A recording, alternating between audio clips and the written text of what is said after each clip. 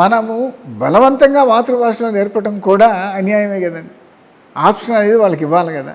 పిల్లలు లేదు మేము ఇంగ్లీష్లో నేర్చుకుంటాం, మాకు ఇంగ్లీష్లోనే మాకు భవిష్యత్తు ఉంది అని అంటే అల్టిమేట్గా దాన్నే హానర్ చేయవలసినటువంటి బాధ్యత ప్రభుత్వాల మీద ఉంటుంది కదా. అన్యాయం జరిగిందని అన్న విమర్శకి మీరు అదే నాకు అర్థం కాదు. అదే ఇంతకుముందు తెలుగులో చదువుకున్నందువలన ఇప్పుడు ఇంగ్లీష్ మీడియంలో చదువుకున్నందువలన ఇద్దరు పిల్లల్ని పక్కన కూర్చోబెట్టి సో ఎవరి సామర్థ్యం కోల్పోయారు, ఎవరి సామర్థ్యం పెరిగింది అనేది మనం తప్పనిసరిగా ఎగ్జామిన్ చేయొచ్చండి. ఇంగ్లీష్ కొలమానంగా పెట్టుకోకుండా ఎగ్జామిన్ చేయొచ్చు. అది ఆ తెలుగును ఒక పక్క ఆప్షన్ సెకండ్ లాంగ్వేజ్ ఇవన్నీ కూడా తెలుగులో ఉన్నాయి కదా. ఇంగ్లీషు మీడియంలో విద్య ఇస్తున్నంత మాత్రం చేత నేను అనుకోవటం తెలుగుని నెగ్లెక్ట్ చేస్తున్నాం అని చెప్పి నేను అనుకోను. నెంబర్ 1. నెంబర్ 2, అల్టిమేట్గా choice should be left to the child and family. అంతేగాని బలవంతంగా ఇంగ్లీషు మీడియం నేర్చుకున్నందువల్ల తెలుగు అన్యాయం జరుగుతుంది అంటే అసలు అర్బన్ ఏరియాలో ఈరోజు తెలుగు మీడియం మామూలుగా వాళ్ళు ఈ సైకాలజిస్టు, ఎడ్యుకేషనల్ సైకాలజిస్టు వీళ్ళంతా కూడా ఒక 10, 11, 13 ఆ వయసు వరకు కూడా మాతృభాష లేదా స్థానిక భాషలో గన సిలబస్ కానీ ఉంటే వాళ్ళు అర్థం చేసుకునే కెపాసిటీ ఎక్కువ ఉంటుంది. మాట్లాడే భాష, చదువుకునే భాష ఒకటైతే మంచిది అనేది వాళ్ళ ఉద్దేశం అండి. తప్పనిసరిగా దాన్ని కాదని లేము, సైంటిఫిక్ అవుట్పుట్ అయింది. కానీ ఇప్పుడు అర్బన్ ఏరియాస్లో ఏం జరుగుతుంది? ఎవరన్నా అసలు తెలుగు మీడియంలో నేర్చుకుంటున్నారు. మా పిల్లలు ఇద్దరికీ తెలుగు రాయటం రాదండి. మాట్లాడగలరు కానీ తెలుగు రాయలేరు, తెలుగు చదవలేరు. ఎవరన్నా, నేను కాదండి, ఒక ఐఏఎస్ ఆఫీసర్ల పిల్లలు కానీ, ఎమ్మెల్యేస్ పిల్లలు కానీ, ఎంపీల పిల్లలు కానీ, నాయకుల పిల్లలు కానీ, బిజినెస్ పీపుల్ పిల్లలు కానీ, ఇండస్ట్రియల్ పిల్లలు కానీ అందరూ కూడా టౌన్లో పెద్ద స్కూల్స్కి వెళ్తున్నారండి. ఇక్కడ చిరక్ అంటాము, ఓక్ రిడ్జ్ అంటాము, డిపిఎస్ అంటాము, పెద్ద స్కూల్స్కి అట్లా అడ్మిషన్స్ కోసం పైరవీలు మన దగ్గరకు వస్తుంటారు. సార్ కొంచెం ఒక మాట చెప్పండి అని చెప్పి ఈ స్కూల్స్ ఎక్కడా లేనటువంటిది తెలుగు. అంటే మీ పిల్లలు చదువుకుంటే ఏమీ కానటువంటి తెలుగు ఒక పేదవాడికే ఎందుకు వర్తించాలి అనేది. అంటే తెలుగు ఒక భాష, ఒక సబ్జెక్టుగా ఉండమనేది కంపల్సరీ ఉంటుంది. ఇంట్లో మాట్లాడుతూ ఉంటే తప్పనిసరిగా ఒక సబ్జెక్ట్ నేర్చుకున్నా, 2 సబ్జెక్టులు నేర్చుకున్నా దాంట్లో పికప్ అనేది ఆటోమేటిక్గా వస్తుందండి. అది నేను అంటుంది మీకు ఒక న్యాయము, వేరే వాళ్ళకు ఇంకొక న్యాయము. అది ఆ విధంగా మాట్లాడటం ధర్మమా? అంటే ఇది తీసుకురావడం కూడా, ఇంగ్లీష్ మీడియం తీసుకురావడం కూడా జగన్మోహన్ రెడ్డి పాదయాత్రలో భాగంగా ప్రజల నుంచి వచ్చిన డిమాండ్ బేస్ చేసుకొని చేసింది కదా. ప్రజల డిమాండ్, మేము ఆ క్వాలిటీ ఏదైతే మీ డబ్బులున్న వాళ్ళు చదువుకుంటున్నారో అది మేము చదువుకోలేకపోతున్నాం బాబు, దానివల్ల మేము వెనకబడిపోతున్నామనే బలవంతమైనటువంటి ఫీలింగ్ అండి వాళ్ళది. డబ్బులున్న వాళ్ళంతా ఇంగ్లీష్ మీడియం చదువుకుంటున్నారు, ప్రైవేట్ స్కూల్స్లో చదువుతున్నారు. మాకు డబ్బు లేదు కాబట్టి మేము వాళ్ళతో సమానంగా పోటీ పడలేకపోతున్నటువంటి భావం, ఆ భావాన్ని తీసివేయవలసిన బాధ్యత మందండి. అంటే ఈ ఫ్యాకల్టీ ఎంతవరకు వాళ్ళు అప్డేట్గా ఉంది? డెఫినెట్గా అంటే నేను 100% వాళ్ళు ఈరోజు దీనిలో సమర్థవంతంగా బ్రహ్మాండంగా టీచింగ్ చేయగలరని నేను చెప్పలేనండి.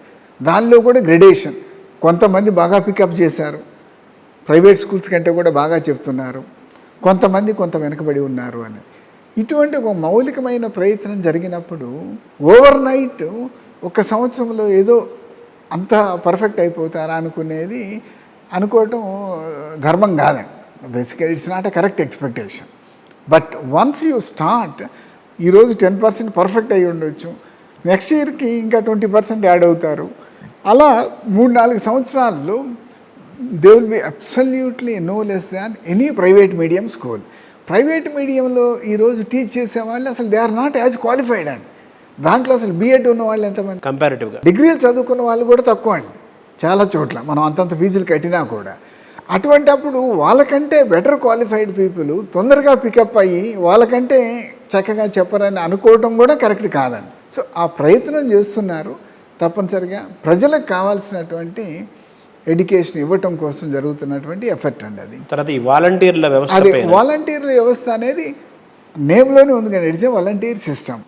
అంతకుముందే నేను అన్నాను, ఒరిజినల్గా ఊరక కూర్చోబెట్టి అన్ఎంప్లాయిడ్ యూత్కి అలవెన్స్ ఇచ్చే బదులు మనము కొంతమందిని సంఘ సేవకి, సోషల్ సర్వీస్కి ఉపయోగించి ప్రభుత్వానికి ప్రజలకి మధ్య బ్రిడ్జ్ లాగా తయారు చేసుకుని వాళ్ళకి ఇంకొంచెం ఎక్కువ అమౌంట్ ఇస్తే 5,000 6,000 ఇస్తే బాగుంటుంది కానీ ఉద్దేశంతో తీసుకొచ్చినటువంటి వ్యవస్థ వాలంటరీ వ్యవస్థ అండి.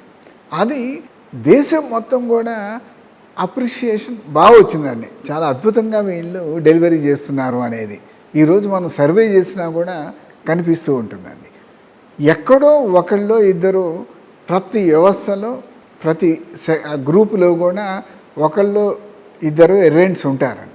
ఎవడో ఒకడేదో చేశాడని మీరందరూ కూడా వీళ్ళందరూ కూడా ఇటువంటి వాళ్ళు అంటాం ఇబ్బంది. అట్లయితే ఎంతమంది ఎమ్మెల్యేల మీద క్రిమినల్ కేసులు లేవు, ఎంతమంది మర్డర్ కేసులు రేప్ కేసులు ఇన్వాల్వ్ అయి ఉన్నారు. కాబట్టి ఎమ్మెల్యే అంటేనే వీళ్ళు క్రిమినల్స్, వీళ్ళు దుర్మార్గులు, మనకు ఎమ్మెల్యే వ్యవస్థ వద్దు అని చెప్పి మాట్లాడండి మీకు ధైర్యం ఉంటే. ఎమ్మెల్యేస్ కంటే తప్పులు చేసిన వాళ్ళు, క్రిమినల్ కేసులు తక్కువ ఉన్న వాళ్ళు ఎవరన్నా ఉన్నారండి? డెఫినెట్గా ఉద్యోగస్తులైనా వాలంటీర్లు అయినా ఇంకొకళ్ళు వాళ్ళతో పోలిస్తే పర్సంటేజ్ తక్కువ. డెఫినెట్లీ మచ్ లెస్ అండి పర్సంటేజ్. మీరు పోలీస్ రికార్డులో చూడండి, మచ్ లెస్. అటువంటిప్పుడు సో ఇదంతా క్రిమినల్సే కాబట్టి ఎమ్మెల్యేస్ మాకు ఎమ్మెల్యే వ్యవస్థ వద్దు, మాకు ప్రజాప్రతినిధులు అక్కర్లేదు అని రోడ్డు మీదకి రండి. మంచి రివల్యూషన్, బ్రహ్మాండమైన కొత్త మార్పు ఏదైనా తీసుకుంటే నేను కూడా జాయిన్ అవుతాను. రండి, మనకి ఈ వ్యవస్థ వద్దు, కొత్త వ్యవస్థ తీసుకొద్దాము, ఆల్టర్నేటివ్ ప్రొజెక్ట్ చేయండి, ఈ వ్యవస్థ ఈ ఎమ్మెల్యే వ్యవస్థ తీసేసి మనం కొత్తగా ఇది పెట్టుకుందామని చెప్పి రండి, అందరం జాయిన్ అయ్యి మార్పు తీసుకొద్దాం. అది అంతేగాని ఎక్కడో ఎవరో ఒకళ్ళు ఇద్దరు సరిగా చేయలేదు అని చెప్పి అది బ్లేమ్ పెట్టుకుని వీళ్ళ వల్ల ప్రజలకు మంచి జరుగుతుంది, ప్రజలకు మంచి జరుగుతుంది కాబట్టి ప్రజలు గవర్నమెంట్ మీద విశ్వాసం పెంచుకుంటారు. అది జరగకూడదు కాబట్టి వీళ్ళంతా దొంగలే, వీళ్ళంతా మంచివాళ్ళు కాదు అనేది మనము ప్రొజెక్ట్ చేయాలి అనే ప్రయత్నం అండి. అంతకుముందు జన్మభూమి కమిటీలని పెట్టారు. ఎవరండి వాళ్ళు? మీ పార్టీ వాళ్ళే కదా. అంటే ఆ రోజు జన్మభూమి కమిటీలన్నీ కూడా దేశ సేవ చేసిన కమిటీల, ఇంతకంటే వరస్ట్గా ఏడిపించారు కదా జనాల్ని డబ్బులు వసూలు చేసుకుంటూ. కానీ ఎక్కడా కూడా వాలంటీర్ డబ్బులు వసూలు చేస్తున్నాడు అనేది నేను వినలేదండి, పెద్దగా ఎలిగేషన్స్ కూడా వినలేదు. ఆ రోజు మొత్తం కరప్షనే కదండి. సో మళ్ళీ నేను జన్మభూమి కమిటీలు పెడతాము, మాకు వాలంటీర్లు వద్దు అనేది మీ ఆలోచన అయితే ఇక అది ప్రజలే డిసైడ్ చేయాలండి. మళ్ళీ జన్మభూమి కమిటీలు కావాలా, వాలంటీర్ వ్యవస్థ కావాలా అనేది ప్రజలు డిసైడ్ చేస్తారు. నేను అనేది అంటే మీరు ఒక వ్యవస్థను క్రిటిసైజ్ చేసేటప్పుడు ప్రజల ముందుకు వెళ్ళండి.